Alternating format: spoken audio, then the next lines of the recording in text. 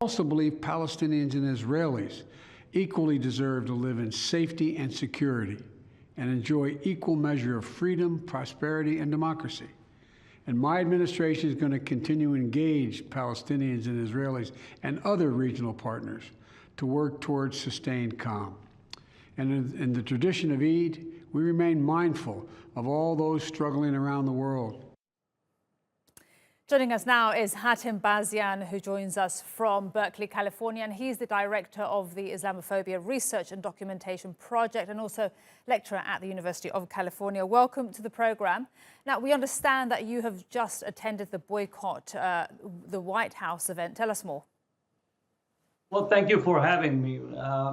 Responding to what I consider to be an insult to the American Muslim community and Muslims across the world, that the White House went ahead with an Eid celebration at a time where we are witnessing and almost seeing minute by minute the utter destruction that has been visited upon the Palestinians, the almost month-long attack, daily attack on Al-aqsa mosque, the assault on the Laylatul Qadr, on the Night of Destiny at the Al-Aqsa Mosque, beating up people who were engaged in prayer, in i'tikaf of the last few days, the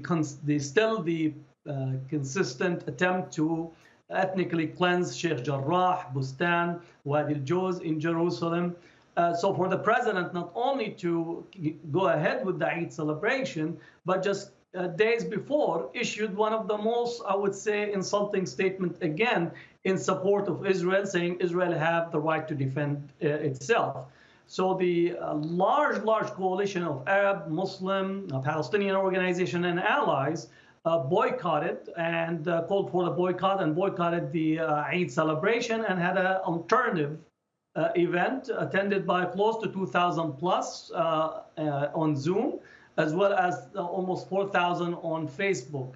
So basically, we're saying that the politics as usual in the United States with unconditional support for Israel is no longer tolerable, and we're not going to engage on those type of procedures or processes. And Hatem, the pro-Israel lobby, it has huge influence on US politics. Are there any signs that their support for Benjamin Netanyahu might be waning now? Well, I think what we have is a split in the broader American Jewish community. Those under age 35 are increasingly coming into solidarity with the Palestinians. We see that on college campuses. We see with some of the tremendous work of Jewish Voice for Peace in the United States, if not now, even breaking the silence. So we have a number of groups that are rallying in large numbers the Palestinians. The older generation, those above 35, even above 40, which represents the established Jewish Zionist organizations, I think they're going down with a sinking ship, the ship of Netanyahu, the ship of the settlers, the ship of the extreme rights, that they think that they could maintain this utter destruction, violence against the Palestinians. So I think what we have is a split, and increasingly, I would say, even with the Democratic Party grassroots, we're seeing an increased shift among the rank and file. It's not represented yet at the upper echelon, but we're working on it day in and day out. And I think increasingly we're mobilizing across a section of the American public at this point.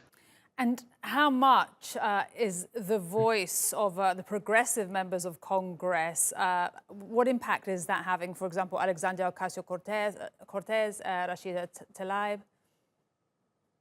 Ilhan Omar, Cory Bush, Bernie Sanders, I think they already have possibly made the shift. There's about 110 that are within the progressive wing of the Democratic Party that are putting pressure. I think Alexandria Cortez have done really a masterful framing. She said that apartheid states are not democracies. And I think increasingly are people asserting this framing of what we are dealing with. And I think the Israeli public relation machine has completely faced a total collapse at the, I would say, at the social media, at the Twitter, at the Facebook, at Instagram. And I think increasingly is going to bleed into the mainstream media, for Bernie Sanders to have a New York Times editorial, an ex-CIA Brennan to put also a similar editorial. I think we're seeing the break taking place nationally. Thank you so much for coming on the program. Hatem, Bazian, we appreciate your analysis.